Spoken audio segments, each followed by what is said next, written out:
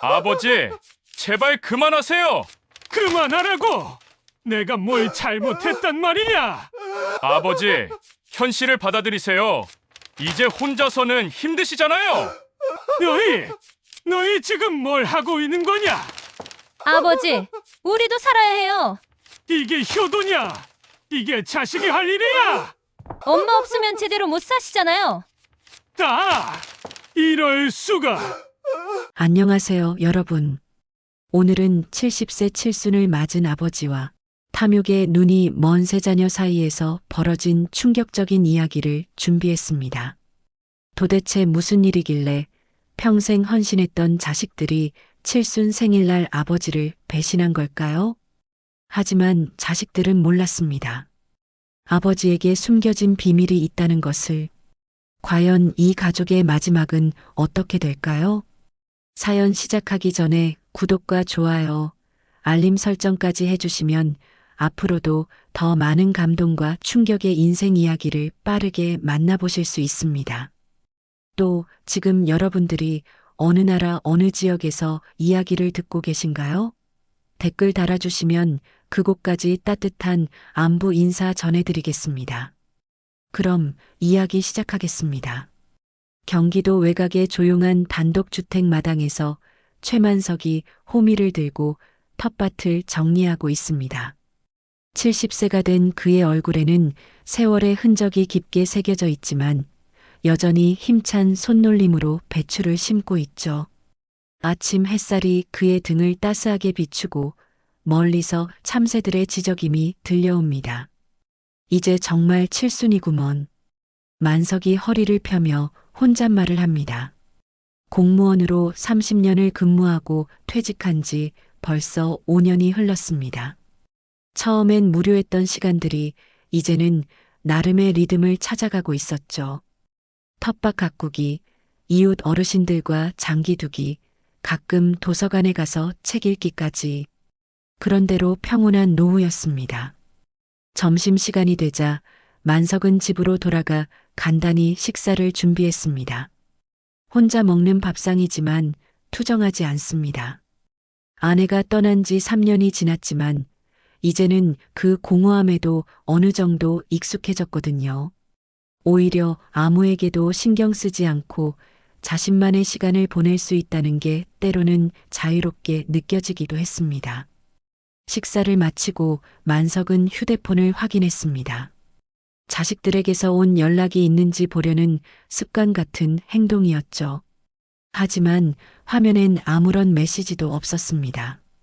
큰아들 성우는 부동산 중개업을 하느라 바쁘고 작은아들 성진이는 자영업으로 정신없이 지내며 딸 미정이는 간호사로 밤낮 없이 일하고 있으니 당연한 일이겠죠. 그래도 다들 자리는 잡았으니 다행이지.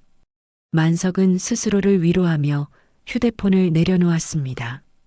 예전엔 자식들이 자주 연락하고 주말마다 찾아왔는데 언제부터인가 그 간격이 점점 벌어지고 있었어요. 처음엔 서운했지만 이제는 그것도 자연스러운 일이라고 받아들이게 되었습니다. 오후에는 동네 정자에서 이웃 어르신들과 장기를 두었습니다. 김씨 할아버지와 박씨 할아버지가 이미 와서 기다리고 있었죠. 이들과 함께 보내는 시간이 만석에게는 하루 중 가장 즐거운 순간이었습니다. 만석이 형, 요즘 자식들은 어떻게 지내나? 김씨 할아버지가 장기판을 정리하며 물었습니다. 그저 그렇지 뭐. 다들 바쁘게 살고 있어. 만석이 담담하게 대답했습니다. 우리 나이에 자식들 기대하면 안 돼. 걔네도 걸레 인생이 있는 거잖아. 박씨 할아버지가 한마디 거들었습니다.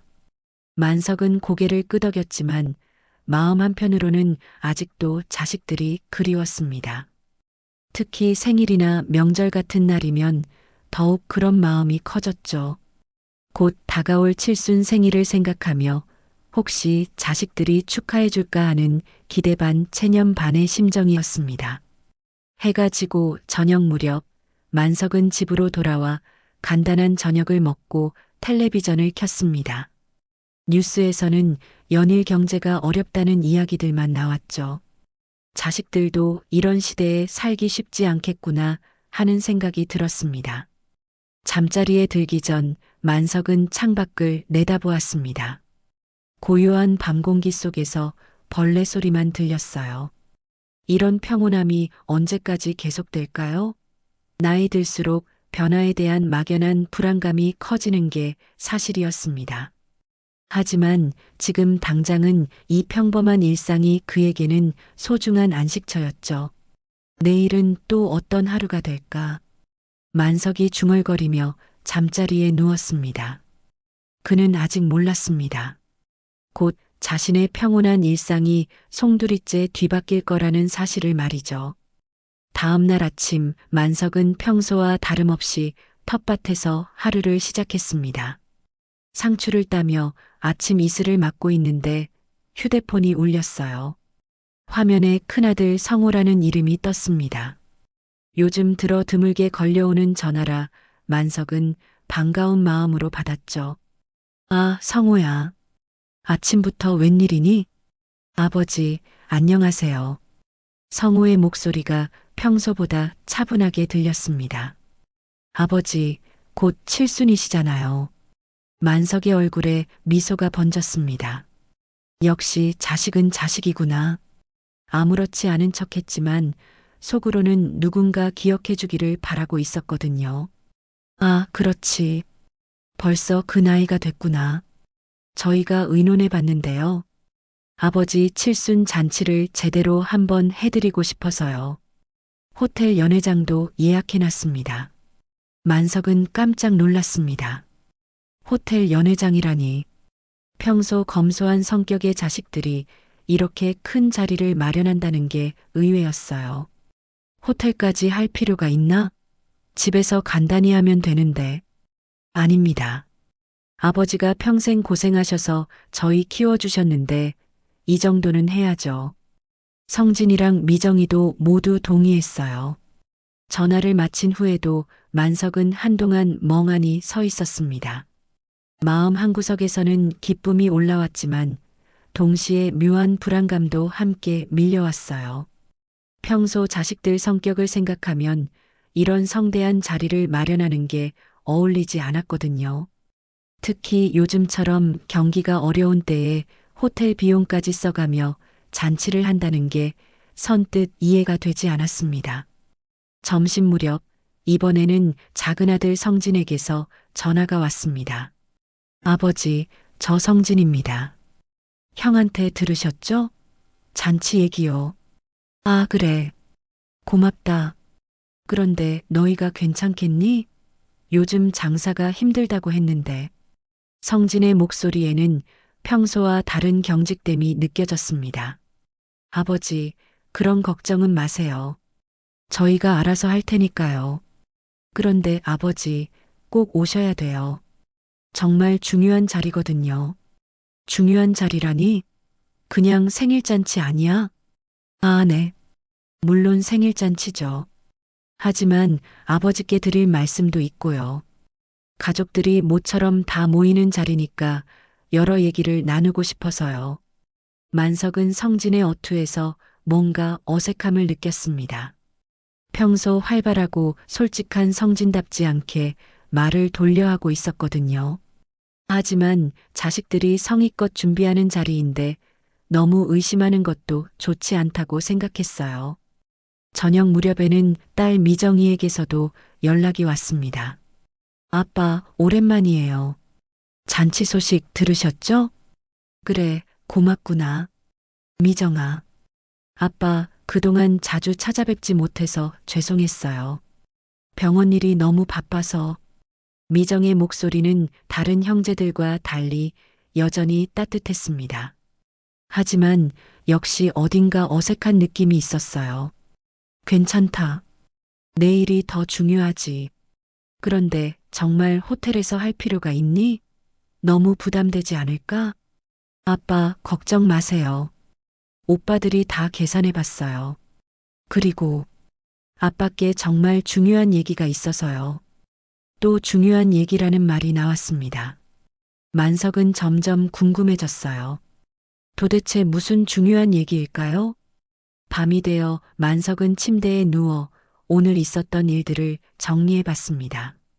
자식들이 모두 전화를 걸어 잔치 소식을 알려주고 꼭 와달라고 신신당부했어요. 그런데 왜인지 모를 불안감이 계속 맴돌았습니다. 자식들의 목소리에서 평소와 다른 무언가가 느껴졌거든요. 혹시 내가 너무 예민하게 생각하는 건 아닐까? 만석은 스스로에게 물었습니다. 자식들이 효심을 발휘하는 건데 의심부터 하면 안 되지. 하지만 밤새도록 잠이 오지 않았습니다. 머릿속으로는 자식들의 목소리가 계속 맴돌았어요. 특히 중요한 얘기라는 말이 자꾸 걸렸습니다. 칠순 생일에 무슨 중요한 얘기가 있다는 건지, 왜 모두가 그 말을 반복하는 건지 이해할 수 없었거든요. 다음 날 아침, 이웃 어르신들과 장기를 두면서도 만석은 마음이 편하지 않았습니다. 만석이 형, 표정이 안 좋은데 무슨 일 있나? 김씨 할아버지가 걱정스럽게 물었습니다. 아니야. 자식들이 내 칠순 잔치를 해준다고 하네. 그거 좋은 일 아닌가? 요즘 자식들이 그런 거 잘 안 하는데. 그렇긴 한데. 왜인지 마음이 불편해서 말이야. 박씨 할아버지가 장기야를 놓으며 한마디 했습니다. 아마 너무 오랜만에 자식들이 관심을 보여서 어색한가 보네. 좋게 생각해야지. 만석은 고개를 끄덕였지만 여전히 찜찜했습니다. 자식들의 전화를 받을 때마다 느꼈던 그 미묘한 어색함이 계속 마음에 걸렸어요. 평소 자식들이라면 아버지 생신이니까 가족끼리 모여서 맛있는 거나 먹어요 정도로 말했을 텐데 유독 이번에는 모두가 호텔 연회장이니 중요한 얘기니 하며 뭔가 거창하게 꾸미고 있었거든요. 잔치 당일이 며칠 앞으로 다가오면서 만석의 불안감은 더욱 커져갔습니다. 혹시 자식들이 무슨 문제를 안고 있는 건 아닐까? 아니면 정말로 단순히 효심에서 나온 일일까? 답을 알 수 없는 의문들이 그의 마음을 무겁게 짓눌렀습니다. 드디어 칠순 잔치 당일이 되었습니다. 만석은 평소보다 일찍 일어나 정성스럽게 면도를 하고 오랜만에 정장을 꺼내 입었어요. 거울 속 자신을 바라보며 괜히 어색한 미소를 지어봤습니다. 언제부터인가 이런 격식 있는 자리에 나가는 일이 줄어들었거든요. 오늘은 좋은 하루가 되겠지. 만석은 스스로에게 다짐하며 집을 나섰습니다. 지난 며칠간의 불안감을 떨쳐내려고 애쓰면서요. 호텔에 도착하자 로비는 생각보다 고급스러웠습니다. 만석은 자식들이 이런 곳까지 예약해 준 게 고맙기도 하고 부담스럽기도 했어요.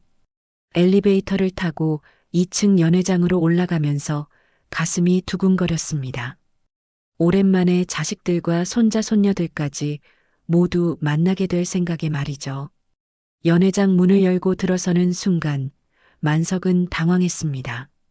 예상했던 잔치상이나 생일 케이크는 보이지 않았어요. 대신 커다란 테이블 위에는 서류들이 가지런히 놓여 있었고 자식들과 며느리 사위들이 심각한 표정으로 앉아 있었습니다. 이게 뭐지? 만석이 어리둥절하며 물었습니다. 큰아들 성우가 일어나서 의자를 권했습니다. 아버지, 여기 앉으세요. 그런데 잔치상은 어디 있니? 케이크라도 준비했을 줄 알았는데. 작은 아들 성진이 목소리를 가다듬으며 말했습니다. 아버지, 오늘 저희가 모신 이유가 따로 있습니다. 만석의 심장이 빠르게 뛰기 시작했어요. 며칠 전부터 느꼈던 불길한 예감이 현실이 되는 것 같았습니다. 무슨 소리냐? 내 칠순 잔치를 한다고 했잖니. 딸 미정이 조심스럽게 입을 열었습니다. 아빠, 저희가 심각하게 고민해 본 결과예요. 아빠가 혼자 지내시면서 재산 관리를 제대로 하실 수 있을지 걱정이 되거든요. 재산 관리라니? 그게 무슨 소리야? 성우가 테이블 위에 서류를 만석 앞으로 밀었습니다. 아버지, 이건 상속 분할 협의서입니다. 아버지께서 가지고 계신 집과 땅, 그리고 예금을 미리 정리하는 게 좋겠어요. 만석은 서류를 내려다보며 충격에 빠졌습니다. 상속 분할이라는 단어가 눈에 들어왔지만 무슨 뜻인지 제대로 이해할 수 없었어요. 이게 대체 무슨 일이니? 성진이 차분하게 설명했습니다. 아버지, 요즘 부동산 값이 많이 올랐잖아요. 아버지 집이랑 땅도 생각보다 가치가 높아졌어요. 저희끼리 나중에 상속 문제로 갈등 생기는 것보다 지금 미리 정리하는 게 나을 것 같아서요. 갈등이라니. 너희가 지금 무슨 말을 하는 거냐? 큰 며느리가 끼어들었습니다. 아버님, 요즘 상속 갈등으로 가족끼리 법정 싸움하는 경우가 너무 많아요. 저희는 그런 일 없이 평화롭게 해결하고 싶어서요. 만석은 점점 현실을 받아들이기 어려웠습니다. 자식들이 자신의 칠순을 기념하는 자리가 아니라 재산 분할을 논의하는 자리를 만들었다는 사실이 믿어지지 않았어요. 그래서 오늘 잔치는 없다는 얘기냐? 미정이 미안한 표정을 지었습니다. 아빠, 죄송해요. 하지만 이 문제가 더 중요하다고 생각했어요. 나중에 따로 생신 축하는 드릴게요. 성우가 서류를 가리키며 설명을 이어갔습니다. 아버지, 여기 보시면 제가 장남이니까 집을 가져가고 성진이는 땅을 가져가고 미정이는 예금을 나눠 가지는 걸로 정리했어요. 너희들이 이미 다 정해놨다고? 만석의 목소리가 떨렸습니다. 아버지, 저희가 공정하게 나눈 거예요. 성진이 말했습니다. 물론 아버지께서 동의해 주셔야 하지만요. 작은 며느리가 덧붙였습니다. 아버님, 사실 저희도 각자 사정이 있어서요. 성진이가 사업하느라 자금이 필요하고 저희 아이들 교육비도 만만치 않거든요. 큰 사위도 거들었습니다. 저희도 집 대출금이 있어서 급한 상황이에요. 미정이 월급으로는 한계가 있어서요. 만석은 자리에서 일어났습니다. 다리에 힘이 빠져 휘청거렸지만 간신히 버텼어요. 너희들이 지금 뭘 하고 있는지 알기나 하냐? 아버지, 흥분하지 마세요. 성우가 진정시키려 했습니다. 저희가 나쁜 마음으로 하는 게 아니에요. 나쁜 마음이 아니라고? 만석의 목소리가 커졌습니다. 내 칠순 생일에 축하 대신 재산 분할 얘기를 꺼내는 게 나쁜 마음이 아니라고? 미정이 눈물을 글썽이며 말했습니다. 아빠, 저희도 마음이 편하지 않아요. 하지만 현실적으로 생각해 봐야 해요. 아빠도 나이가 드셨고, 나이가 들었다고 해서 내가 바보가 된 건 아니다. 만석이 소리쳤습니다. 연회장 안이 순간 조용해졌어요. 자식들은 모두 고개를 숙이고 있었고 며느리와 사위들은 서로 눈치만 보고 있었습니다. 만석은 서류를 다시 내려다봤습니다. 자신이 평생을 바쳐 모은 재산이 이미 세 등분으로 나뉘어 있는 걸 보니 참담했어요. 자식들이 언제부터 이런 계산을 하고 있었는지, 오늘 이 자리를 위해 얼마나 오랫동안 준비했는지 생각하니 마음이 무너져 내렸습니다. 너희 어머니가 돌아가시면서 마지막으로 뭐라고 하셨는지 기억하냐? 만석의 목소리가 쉰 목소리로 변했습니다. 자식들은 아무도 대답하지 않았어요. 형제끼리 싸우지 말라고 하셨다. 그런데 지금 너희가 하는 일이 뭐냐? 성진이 변명하듯 말했습니다. 아버지, 저희는 싸우지 않으려고 이렇게 미리 정리하자는 거예요. 미리 정리라고? 만석이 쓴웃음을 지었습니다. 내가 아직 살아있는데 내 장례식을 미리 치르자는 소리구나. 만석은 의자를 뒤로 밀고 문을 향해 걸어갔습니다. 자식들의 부름소리가 뒤에서 들렸지만 돌아보지 않았어요. 그의 마음속에서는 무언가가 완전히 부서져 내리고 있었습니다. 만석이 연회장 문을 나서려는 순간 성우가 급히 뒤따라왔습니다. 아버지, 잠깐만요. 이렇게 가시면 안 돼요. 만석은 발걸음을 멈추고 천천히 뒤돌아봤습니다. 큰아들의 얼굴에서는 초조함이 역력히 드러나고 있었어요. 더 할 말이 있다는 거냐? 아버지, 다시 들어가셔서 얘기해봐요. 저희가 정말 깊이 생각해서 내린 결론이거든요. 만석은 한숨을 크게 쉬고 다시 연회장으로 돌아갔습니다. 자식들은 여전히 테이블 주위에 앉아 있었고 분위기는 더욱 무거워져 있었어요. 성우가 목소리를 가다듬으며 본격적인 설득에 나섰습니다. 아버지, 제가 장남이잖아요. 어머니 돌아가시고 나서 아버지 뒷바라지는 제가 해왔고요. 그러니까 집은 당연히 제가 가져야 한다고 생각해요. 당연이라고? 만석이 눈을 크게 떴습니다. 네, 조선시대부터 장남이 집을 물려받는 게 우리나라 전통 아니에요? 그리고 제가 부동산 일을 하니까 집 관리도 제대로 할 수 있고요. 성진이 즉시 반박했습니다. 형, 그게 무슨 소리예요? 전통이 뭐가 중요해요? 요즘 시대에 그런 게 어디 있어요? 그럼 너는 뭐가 근거냐? 성진이 테이블을 탁 치며 일어났습니다. 저는 그동안 아버지 병원비를 제일 많이 냈어요. 어머니 병원비도 제가 대부분 댔고요. 형은 입으로만 효도한다고 했지 실제로 돈 쓴 건 저예요. 큰 며느리가 끼어들었습니다. 성진 씨, 그게 무슨 말이에요? 저희도 나름대로 정성을 다했는데요. 명절 때마다 음식 해드리고 아버님 옷도 사드리고 그런 건 당연한 거죠. 저는 현금으로 얼마나 냈는지 계산해 봤어요. 성진이 휴대폰을 꺼내 화면을 보여줬습니다. 지난 3년간 병원비만 2천만 원이 넘어요. 작은 며느리도 가세했습니다.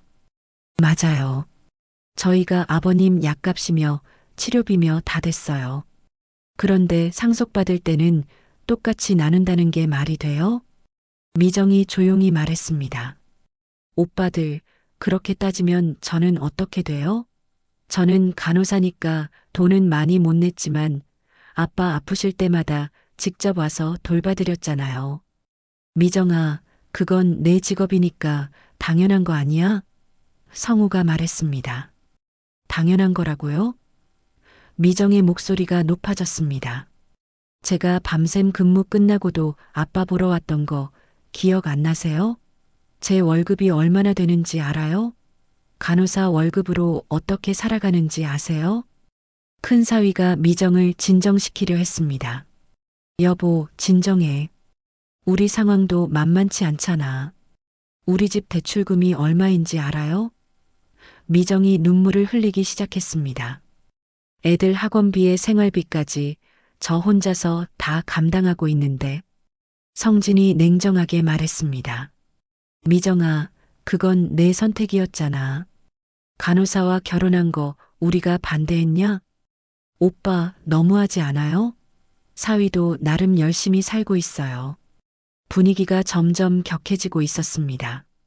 만석은 자식들이 서로를 비난하며 다투는 모습을 바라보며 마음이 찢어질 것 같았어요. 성우가 다시 주도권을 잡으려 했습니다. 여러분, 이렇게 싸우지 맙시다. 제가 합리적인 방안을 제시할게요. 합리적인 방안이라고? 성진이 비웃었습니다. 제가 집을 가져가는 대신 아버지 돌봄은 제가 전담하겠어요. 그리고 성진이는 땅을 가져가고 미정이는 예금을 가져가는 거죠. 그럼 저는 뭘 받는 거예요? 작은 며느리가 항의했습니다. 땅이라고 해서 다 똑같은 땅이에요? 위치에 따라서 가격이 천지 차이인데. 큰 며느리도 가세했습니다. 맞아요. 집도 마찬가지예요. 요즘 단독주택이 아파트보다 관리가 훨씬 어려워요. 수리비도 많이 들고. 만석이 참다 못해 소리쳤습니다. 그만해. 그만하라고. 연회장이 다시 조용해졌습니다. 만석은 떨리는 손으로 의자를 짚고 일어났어요. 내가 너희한테 뭘 잘못했길래 이런 취급을 받아야 하냐? 성우가 변명하듯 말했습니다. 아버지, 저희가 나쁜 마음으로 하는 게 아니라고 했잖아요. 나쁜 마음이 아니라고? 만석의 목소리가 떨렸습니다. 그럼 이게 좋은 마음이란 말이냐? 내 칠순 생일에 내 재산을 나눠 먹겠다고 달려드는 게? 성진이 답답한 듯 말했습니다. 아버지, 현실을 봐야 해요. 저희도 각자 살아야 할 가정이 있어요. 요즘 같은 세상에 부모 재산 없으면 아이들이 어떻게 살아가요? 그래서 내가 죽기를 기다리고 있었다는 거냐? 그런 게 아니에요. 미정이 울먹이며 말했습니다. 아빠, 저희는 아빠가 오래오래 건강하게 사셨으면 좋겠어요. 하지만 언젠가는 정리할 일 아니에요? 만석은 자식들의 얼굴을 하나하나 바라봤습니다. 한때는 자신의 품에서 뛰어놀던 아이들이었는데 언제부터 이렇게 차갑고 계산적인 어른들이 되었을까요? 너희 어머니한테 뭐라고 변명할 거냐? 만석의 목소리가 쉰 소리로 변했습니다. 저 세상에서 이 꼴을 보고 계실 텐데. 성우가 마지막으로 설득을 시도했습니다. 아버지, 어머니도 이해하실 거예요. 시대가 바뀌었잖아요. 예전처럼 부모가 자식 뒷바라지 해주는 시대가 아니에요. 만석은 더 이상 들을 수 없었습니다. 자식들의 말 한마디 한마디가 가슴에 비수처럼 꽂혔어요. 그는 휴대폰을 꺼내 택시를 불렀습니다. 아버지, 어디 가세요? 미정이 불안해하며 물었습니다. 집에 간다. 내 집에. 아버지, 아직 얘기가 끝나지 않았어요. 성우가 말했습니다. 만석이 문에 손을 걸며 뒤돌아봤습니다. 끝났다. 모든 게 끝났어. 그의 뒷모습을 바라보던 자식들은 서로의 얼굴을 바라보며 무언가 잘못되었다는 걸 느끼기 시작했습니다. 하지만 이미 돌이킬 수 없는 선을 넘어버린 것 같았어요. 호텔에서 집으로 돌아온 만석은 며칠간 아무것도 하지 못했습니다. 텃밭도 돌보지 않고 이웃 어르신들과의 장기도 나가지 않았어요. 그저 방 안에서 멍하니 앉아있기만 했죠. 자식들로부터는 아무런 연락이 오지 않았습니다. 일주일이 지난 어느 날 우편함에 법원 등기 우편이 들어 있었습니다. 만석은 떨리는 손으로 봉투를 뜯어봤어요. 내용을 읽어보니 상속 재산분할 심판 신청서였습니다. 신청인은 최성우, 최성진, 최미정. 바로 자신의 자식들이었죠. 이런 일이. 만석은 주저앉았습니다. 자식들이 정말로 법정에 자신을 세운 것이었어요. 다음 날 성우에게서 전화가 왔습니다. 아버지, 법원 서류 받으셨죠? 성우야, 너희가 정말로 나를 법정에 세우는 거냐? 아버지, 저희도 어쩔 수 없어요. 그날 아버지가 그냥 나가시는 바람에 대화가 안 됐잖아요. 만석의 목소리가 떨렸습니다. 대화라고? 너희가 내 재산을 나눠달라고 요구하는 게 대화냐? 아버지께서 완고하게 나오시니까 법적으로 해결할 수밖에 없어요. 저희도 마음이 편하지 않아요. 첫 번째 법정 출석일이 되었습니다. 만석은 혼자서 법원에 갔어요. 자식들은 변호사와 함께 나타났죠. 법정에서 마주한 자식들의 얼굴은 낯설었습니다. 판사가 사건을 정리했습니다. 피신청인 최만석 씨의 재산에 대한 분할 신청건입니다. 신청인 측에서 먼저 말씀해 보세요. 자식들의 변호사가 일어섰습니다. 재판장님, 피신청인은 현재 70세의 고령으로 홀로 거주하고 있습니다. 최근 들어 기억력 저하와 판단력 부족 증세를 보이고 있어 재산 관리에 어려움이 있습니다. 만석이 벌떡 일어났습니다. 그게 무슨 소리입니까? 내가 언제 기억력이 떨어졌다고. 아버지, 진정하세요. 성우가 말했습니다. 변호사가 계속 설명했습니다. 또한 피신청인이 소유한 부동산의 가치가 상당히 높아져 상속세 문제와 관리상의 어려움을 고려할 때 생전 증여나 분할이 바람직하다고 판단됩니다. 만석이 소리쳤습니다. 내가 아직 살아있는데 무슨 상속 얘기를 하는 거요? 그리고 내 정신이 멀쩡하다고요. 판사가 조용히 하라고 했습니다. 피신청인께서는 변호사 선임하지 않으셨나요? 저는 혼자 할 수 있습니다. 법정 분위기는 점점 만석에게 불리해져 갔습니다. 자식들은 체계적으로 준비해온 자료들을 제출했어요. 병원 진료 기록, 재산 목록, 관리상 어려움을 증명하는 서류들까지 말이죠. 성진이 증언대에 섰습니다. 아버지께서 최근에 같은 얘기를 반복하시거나 약속을 잊어버리시는 경우가 많아졌습니다. 집 관리도 제대로 못하시고 그런 적 없다. 만석이 항의했습니다. 미정도 증언했습니다. 간호사로서 봤을 때 아버지의 인지 능력이 예전 같지 않으세요. 혼자 사시기엔 위험한 상황들이 많아졌어요. 만석은 참담했습니다. 자식들이 자신을 정신이 나간 노인으로 몰아가고 있었거든요. 두 번째 법정에서는 더욱 충격적인 일이 벌어졌습니다. 자식들이 후견인 지정까지 요구해온 것이었어요. 변호사가 말했습니다. 피신청인의 판단 능력 저하를 고려할 때 성년 후견인 지정이 필요합니다. 장남인 최성호 씨가 후견인을 맡아 재산 관리를 하는 게 바람직하다고 판단됩니다. 만석은 절망에 빠졌습니다. 자식들이 자신을 무능력자로 만들어 재산을 가져가려 하고 있었어요. 재판장님, 저는 멀쩡합니다. 제가 무슨 후견인이 필요하다는 겁니까? 하지만 법원은 자식들이 제출한 서류들을 검토하기 시작했어요. 의료진 소견서, 일상생활 능력 평가서 등이 제출되었습니다. 성우가 법정에서 말했습니다. 재판장님, 아버지 혼자서는 이런 복잡한 법정 절차도 제대로 이해하지 못하시는 것 같습니다. 변호사도 선임하지 않으셨고요. 만석은 무력감에 빠졌습니다. 자신이 법정에서 혼자 맞서기에는 한계가 있다는 걸 느꼈어요. 자식들은 체계적으로 준비해온 반면 자신은 아무런 준비도 없이 나왔거든요.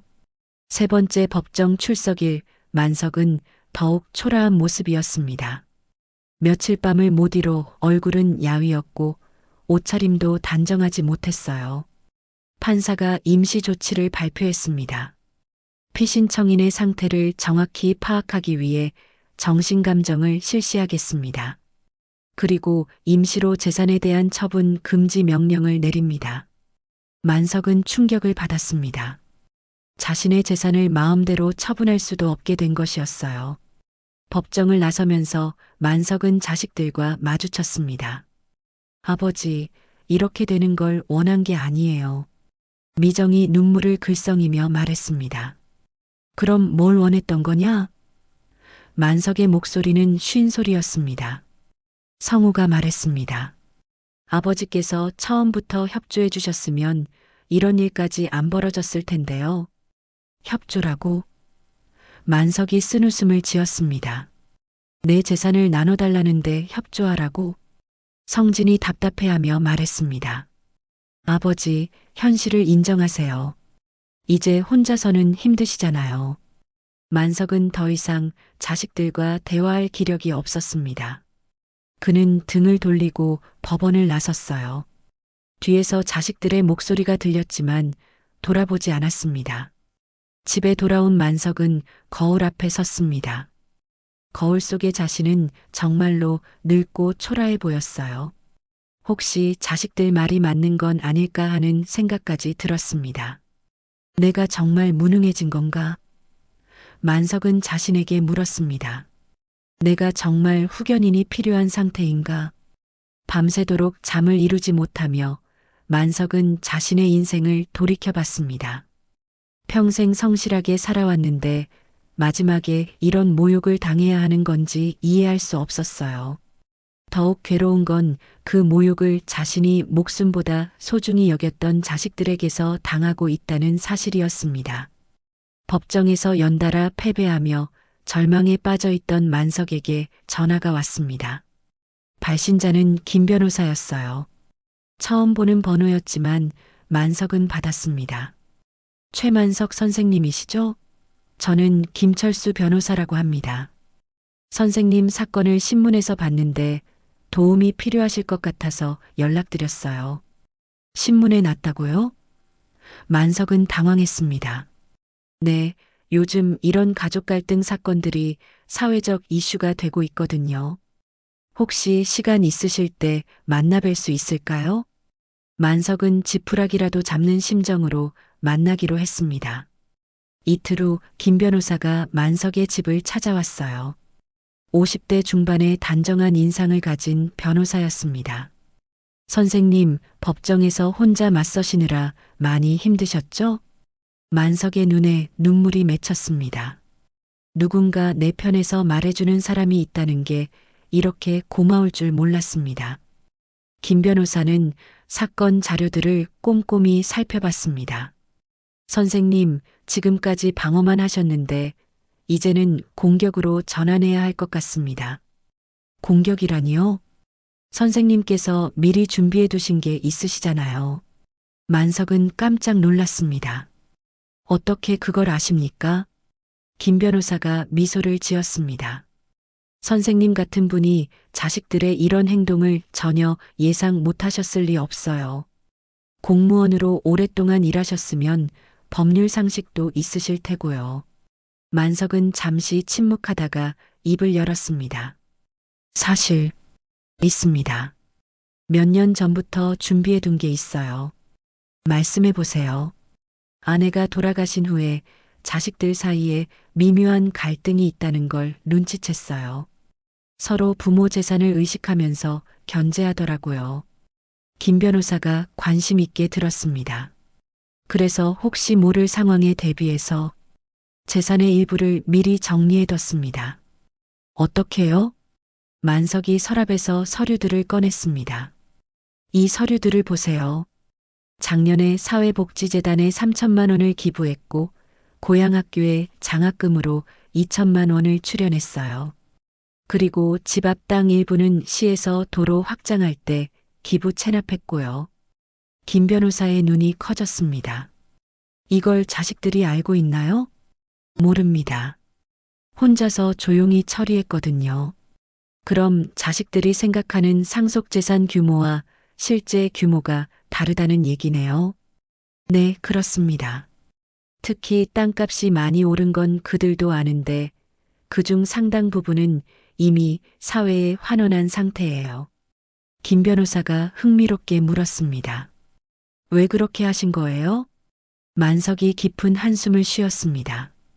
아내 생전에 자식들이 서로 눈치 보는 모습을 보고 있었거든요.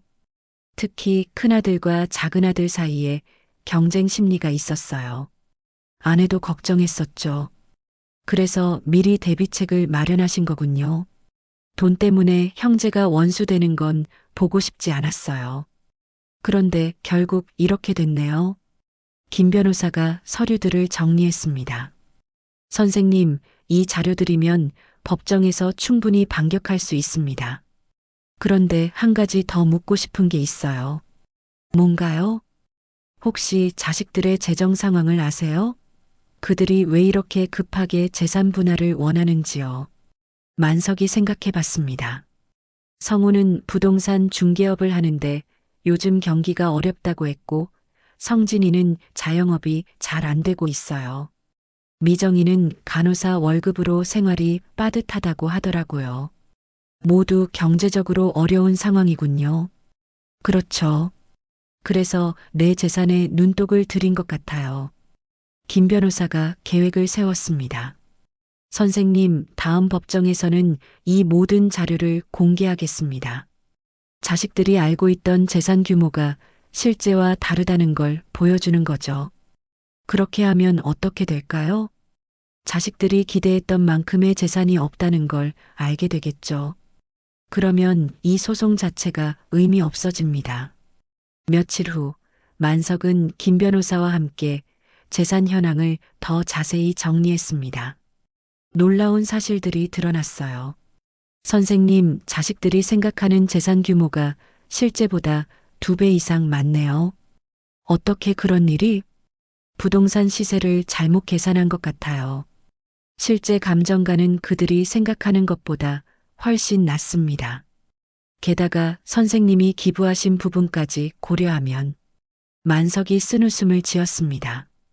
그럼 자식들이 헛된 꿈을 꾸고 있었다는 얘기네요. 그렇습니다. 그리고 한 가지 더 중요한 걸 발견했어요. 뭔가요? 선생님이 그동안 자식들에게 지원해 주신 돈들이 상당해요. 결혼 비용, 집 마련 지원금, 사업 자금까지. 이걸 다 계산하면 이미 상당한 재산을 생전증여하신 셈이에요. 만석은 그런 생각을 해본 적이 없었습니다. 그런 건 당연히 해야 하는 거 아닌가요? 법적으로는 특별 수익이라고 해서 상속 재산에서 차감할 수 있어요. 특히 성호 씨의 경우 부동산 사업 자금으로 받으신 게 가장 많네요. 만석의 마음에 희망이 생기기 시작했습니다. 자신이 완전히 무력한 상황이 아니라는 걸 깨달았거든요. 그럼 다음 법정에서는 어떻게 하면 될까요? 김 변호사가 자신 있게 말했습니다. 모든 걸 공개하겠습니다. 실제 재산 규모, 기부 내역, 생전 증여 현황까지 말이에요. 자식들이 얼마나 잘못 계산했는지 보여주겠어요. 그날 밤 만석은 오랜만에 편안하게 잠들 수 있었습니다. 드디어 자신을 지켜줄 사람이 생겼다는 안도감과 함께 자식들에게 진실을 보여줄 수 있다는 희망이 생겼거든요. 하지만 동시에 이 모든 진실이 드러났을 때 자식들이 어떤 반응을 보일지도 궁금했습니다. 법정 최종 심리날이 되었습니다. 만석은 김 변호사와 함께 법원에 도착했어요. 이번에는 자신감 있는 모습이었습니다. 자식들은 평소와 같이 변호사와 함께 앉아 있었지만 만석이 변호사를 대동한 것을 보고 당황한 기색이 역력했습니다. 성우가 작은 목소리로 성진에게 속삭였습니다. 아버지가 변호사를 데려왔네. 이상하다. 돈이 어디 있어서. 성진이 불안해했습니다. 판사가 법정을 열었습니다. 오늘은 이 사건의 최종 심리입니다. 피신청인 측에서 준비한 자료가 있다고 들었는데요. 김 변호사가 일어섰습니다. 네, 재판장님. 오늘 중요한 사실들을 공개하겠습니다. 자식들의 변호사가 먼저 입장을 정리했습니다. 재판장님, 피신청인의 재산은 부동산과 예금을 합쳐 약 12억 원으로 추정됩니다. 이를 공정하게 분할해 달라는 것이 신청인들의 요구입니다. 김 변호사가 미소를 지으며 일어섰습니다. 재판장님, 상대방이 제시한 재산 규모에 중대한 오류가 있습니다. 어떤 오류입니까? 첫째, 부동산 감정가가 잘못 계산되었습니다. 김 변호사가 서류를 제출했습니다. 신청인들이 제시한 부동산 가치는 실제 감정가의 거의 2배에 해당합니다. 자식들의 얼굴이 굳어졌습니다. 성우가 급히 자신의 변호사와 뭔가를 상의하기 시작했어요. 둘째, 피신청인은 이미 상당한 재산을 사회에 기부했습니다. 김 변호사가 기부 증서들을 제출했습니다. 사회복지재단에 3천만 원, 모교 장학금으로 2천만 원, 그리고 시의 토지 기부 체납까지 총 8천만 원 상당의 재산을 이미 처분하셨습니다. 미정이 깜짝 놀라며 성진을 쳐다봤습니다. 오빠, 이런 얘기 들은 적 없어요. 김 변호사가 계속했습니다. 셋째, 가장 중요한 부분입니다. 피신청인이 그동안 자식들에게 지원한 생전증여 현황을 보시기 바랍니다. 대형 스크린에 자료가 나타났습니다. 자식들은 충격에 빠진 표정으로 화면을 바라봤어요. 최성호 씨의 경우 결혼 시 3천만 원, 집 구입 시 5천만 원, 부동산 사업 자금으로 8천만 원을 지원받으셨습니다. 총 1억 6천만 원입니다. 성호의 얼굴이 새하얗게 되었습니다. 최성진 씨는 결혼 자금 2,500만 원, 사업 자금으로 6천만 원, 추가 운영자금으로 3천만 원을 받으셨습니다. 총 1억 1,500만 원입니다. 성진이 변명하려 했습니다. 그건 빌린 거예요. 김 변호사가 서류를 흔들었습니다. 차용증이 있습니까? 이자를 낸 기록이 있습니까? 모두 증여로 처리된 돈들입니다. 최미정 씨도 결혼 자금 2천만 원, 아이들 교육비 지원으로 4천만 원을 받으셨네요. 총 6천만 원입니다. 법정이 조용해졌습니다. 자식들은 서로의 얼굴을 바라보며 당황하고 있었어요. 김 변호사가 결정타를 날렸습니다. 이 모든 것을 종합하면 피신청인의 실제 자녀 재산은 약 3억 원 정도입니다. 신청인들이 주장한 12억 원과는 천지 차이죠. 판사가 물었습니다. 그럼 신청인들이 기대했던 상속재산 규모가 실제와 크게 다르다는 말씀이군요. 맞습니다. 더욱이 법정 상속분을 고려하면 각자가 받을 수 있는 몫은 기대의 10분의 1도 안 됩니다. 자식들의 변호사가 당황하며 반박했습니다. 재판장님, 이런 자료들이 갑자기 나오는 건 절차상 문제가 있습니다. 모든 자료는 합법적으로 취득한 공적 서류들입니다. 김 변호사가 단호하게 말했습니다. 이때 만석이 일어섰습니다. 김 변호사가 만류했지만 만석은 자식들을 바라보며 말하기 시작했습니다. 성우야, 성진아, 미정아. 너희가 그동안 내가 얼마나 많은 돈을 너희에게 주었는지 잊었구나. 자식들은 고개를 들 수 없었습니다.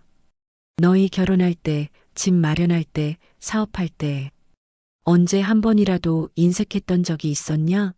내가 가진 건 모두 너희를 위한 거라고 생각하고 살았다.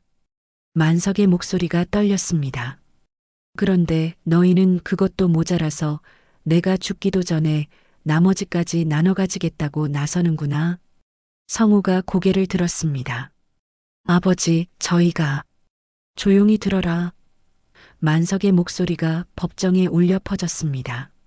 내가 너희에게 실망한 건 돈 때문이 아니다. 너희가 아비를 정신 나간 노인 취급하며 법정에 세운 것 때문이다. 미정이 눈물을 흘리기 시작했습니다. 너희 어머니가 돌아가시면서 형제끼리 싸우지 말라고 했을 때 나는 너희가 그런 자식들이 아니라고 믿었다. 하지만 틀렸구나. 성진이 일어나려 했지만 변호사가 말렸습니다. 만석이 마지막으로 말했습니다. 이제 너희가 바라던 대로 해라. 하지만 기대했던 것보다 훨씬 적은 돈이라는 걸 알아둬라. 그리고 그 적은 돈을 위해 너희가 잃은 게 뭔지도 생각해봐라. 판사가 잠시 휴정을 선언했습니다. 복도에서 자식들은 서로를 원망하기 시작했어요. 이게 다 누구 때문이야? 성진이 성우를 비난했습니다. 내가 언제 혼자 결정했어? 너도 동의했잖아. 성우가 반박했습니다. 오빠들, 그만해요. 이미 엎질러진 물이에요. 미정이 울먹였습니다. 엎질러진 물이라고? 우리가 기대했던 돈은 어떻게 할 거야? 성진이 화를 냈습니다. 자식들은 서로를 탓하며 갈등하기 시작했습니다. 연대감으로 뭉쳐 아버지를 상대했던 그들이 이제는 서로에게 칼날을 돌리고 있었어요. 재개된 법정에서 판사는 심판을 내렸습니다. 신청인들의 상속 재산 분할 신청을 기각합니다. 피신청인의 재산 관리 능력에도 문제가 없다고 판단됩니다. 자식들은 완전히 패배했습니다. 그들이 기대했던 거액의 상속 재산은 허상이었고 법정 다툼으로 아버지와의 관계는 완전히 파탄났습니다. 법정을 나서는 만석의 발걸음은 가벼웠습니다. 몇 달 전 호텔 연회장에서 충격을 받고 나올 때와는 전혀 다른 기분이었어요. 김 변호사가 옆에서 축하의 말을 건넸지만 만석의 마음은 복잡했습니다. 선생님, 정말 수고 많으셨습니다. 완전한 승리예요. 승리라고 할 수 있을까요? 만석이 쓸쓸하게 말했습니다. 제 자식들과 싸워서 이긴 게 승리라니. 뒤에서 자식들의 다투는 소리가 들렸습니다.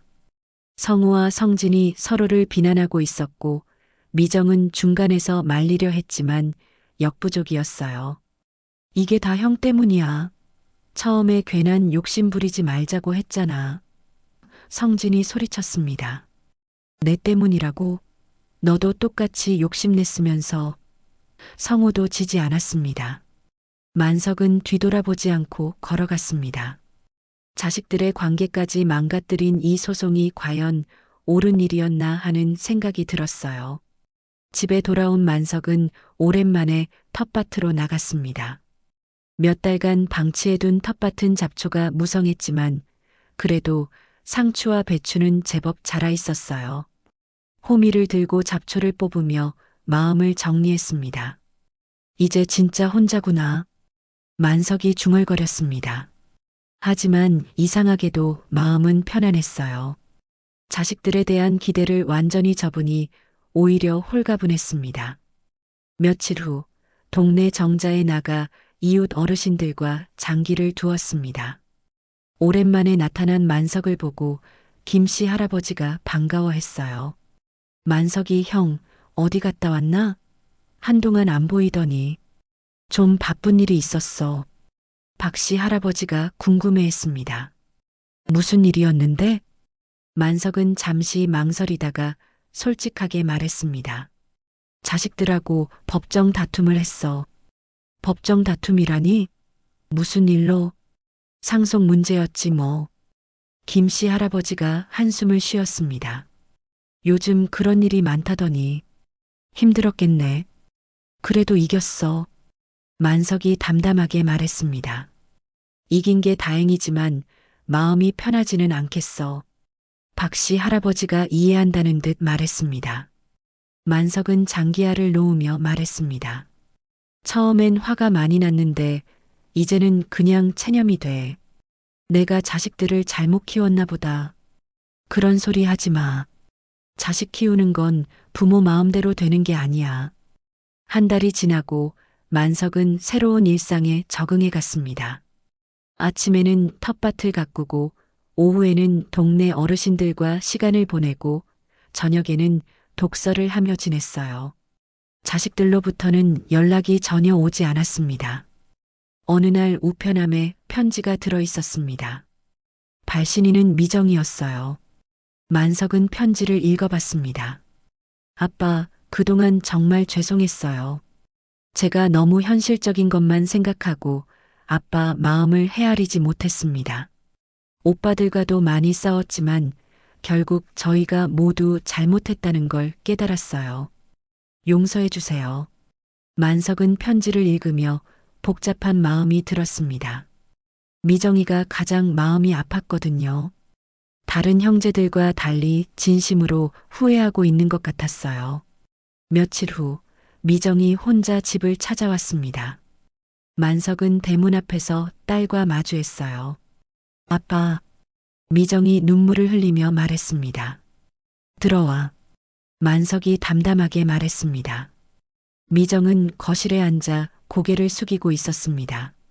만석이 차를 내왔지만 미정은 마시지 못했어요. 아빠, 정말 죄송해요. 제가 미쳤었어요. 이제 와서 후회해도 소용없다. 알아요. 하지만 그래도 말씀드리고 싶었어요. 오빠들은 아직도 아빠를 원망하고 있어요. 자기들이 기대했던 돈을 못 받게 됐다고. 만석이 쓴웃음을 지었습니다. 역시 그렇구나. 하지만 저는 깨달았어요. 아빠가 저희에게 이미 너무 많은 걸 주셨다는 것을요. 그런데 저희는 더 달라고 했어요. 내가 그걸 안다면 다행이다. 미정이 눈물을 닦으며 말했습니다. 아빠, 저 다시 예전처럼 찾아와도 될까요? 오빠들은 아직 마음을 정리 못했지만 저만이라도. 만석은 잠시 생각했습니다. 미정이는 다른 형제들과 달리 진심으로 반성하고 있는 것 같았어요. 천천히 해라. 시간이 필요해. 네, 아빠. 기다릴게요. 미정이 돌아간 후 만석은 혼자 앉아 생각에 잠겼습니다. 완전히 관계를 끊는 것도 다시 예전처럼 돌아가는 것도 쉽지 않은 일이었어요.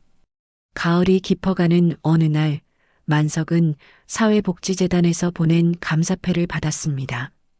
자신이 기부한 돈으로 도움받은 사람들의 사연이 적힌 편지도 함께 왔어요. 할아버지 덕분에 아이가 수술을 받을 수 있었습니다. 정말 감사합니다. 장학금을 받아 대학에 다닐 수 있게 되었습니다. 열심히 공부해서 사회에 도움이 되는 사람이 되겠습니다. 만석은 이런 편지들을 읽으며 뿌듯함을 느꼈습니다. 자식들을 위해 모아둔 돈이 이렇게 더 좋은 곳에 쓰이고 있다는 생각에 마음이 따뜻해졌어요. 저녁 무렵 만석은 텃밭에서 따온 배추로 김치를 담그고 있었습니다. 아내가 세상을 떠난 후 처음으로 혼자 담그는 김치였어요. 서툴렀지만 나름 정성스럽게 만들었습니다. 이제 정말 혼자구나. 만석이 다시 중얼거렸지만 이번에는 쓸쓸함보다는 홀가분함이 더 컸습니다. 밤이 되어 만석은 일기를 쓰기 시작했습니다. 아내가 돌아간 후 처음 시작한 일기였어요. 오늘로 법정 다툼이 완전히 끝났다. 자식들과의 관계도 정리되었다. 슬프지만 이제 나 자신을 위한 시간을 보내야겠다. 남은 인생은 진짜 내 것이다. 창밖으로 가을밤의 고요함이 느껴졌습니다. 만석은 일기장을 덮고 창밖을 바라봤어요. 별이 유난히 밝게 빛나고 있었습니다. 여보, 하늘에서 보고 계시죠? 우리 자식들이 이렇게 됐어요. 하지만 저는 괜찮아요. 이제 정말 자유로워졌거든요. 만석의 얼굴에는 평온한 미소가 떠올랐습니다. 칠순 잔치 대신 법정 싸움을 했지만 결과적으로는 진정한 해방을 얻었던 것입니다. 피는 물보다 진하다고 하지만 때로는 그 물이 더 맑을 때도 있다는 걸 깨달은 하루였습니다. 오늘 이야기 어떻게 들으셨나요? 세상에는 지금도 가족 갈등으로 고통받는 어르신들이 많습니다. 그러나 용기를 잃지 않는 마음, 그리고 우리 모두의 따뜻한 관심이 모이면 분명 세상은 달라질 수 있습니다. 혹시 주변에서 비슷한 상황을 겪고 계신 분이 있으신가요? 오늘 이야기를 보고 느낀 점이 있으시다면 댓글로 함께 나눠주세요. 여러분의 작은 관심이 누군가에게는 소중한 위로가 될 수 있습니다. 이야기가 마음에 닿으셨다면 구독과 좋아요, 알림 설정까지 꼭 부탁드립니다. 다음에도 삶을 울리고 감동을 전할 또 다른 이야기로 찾아뵙겠습니다. 끝까지 함께 해주셔서 감사드리고 오늘도 사랑하는 가족과 따뜻한 하루 보내시길 바랍니다. 오늘의 이야기는 어떻게 보셨나요? 칠순을 맞은 아버지에게 돌아온 건 축하가 아닌 배신이었습니다. 자식들은 물려줄 재산은 계산했지만 진정한 가족의 정은 계산하지 못했습니다. 탐욕과 배신은 결국 가족을 무너뜨렸고 남은 건 씻을 수 없는 상처뿐이었습니다. 여러분은 만약 이런 상황이었다면 어떤 선택을 하셨을까요? 자식들의 현실적인 고민을 이해할 수 있다고 보시나요? 아니면 아버지의 분노가 당연하다고 생각하시나요? 여러분의 소중한 생각을 댓글로 남겨주세요. 오늘 사연이 마음에 와닿으셨다면 구독과 좋아요, 알림 설정 꼭 부탁드립니다. 다음에도 가슴을 울리는 감동과 반전을 담은 이야기로 찾아뵙겠습니다. 끝까지 시청해 주셔서 진심으로 감사드립니다.